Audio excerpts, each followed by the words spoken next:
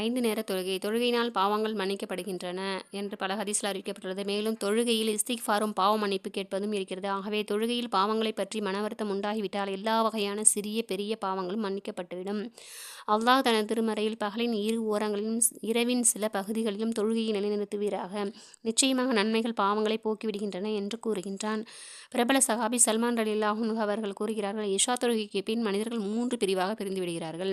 முதல் பிரிவினர் அந்த இரவை பாக்கியமாகவும் நன்மையானதாகவும் கருதுகிறார்கள். மக்கள் சுகமாக தூங்கும்போது இவர்கள் தொழுகை போன்ற வணக்கங்களில் ஈடுபடுகிறார்கள். அந்த இரவு அவர்களுக்கு நன்மையானதாகவும் லாபகரமானதாகவும் ஆகிவிடுகிறது. இரண்டாவது பிரிவினர் தனிமையை சந்தர்ப்பமாக கருதி பாவங்காரியங்களை செய்கிறார்கள். இதனால் அந்த இரவு அவர்களுக்கு வேதனைக்குரியதாகவும் கேடானதாகவும் ஆகிவிடுகிறது. மூன்றாவது பிரிவினர் இஷாவுக்கு பின் தூங்கிவிடுகிறார்கள். ஆகவே அவர்களுக்கு இரவில் எந்த நன்மையும் இல்லை, அழிவும் இல்லை, லாபமும் இல்லை, நஷ்டமும் இல்லை. எனவே நாம் 5 நேர தொழுகையை தொழுது லாபகரமானதாக ஆக்கிக்கொள்வதற்கு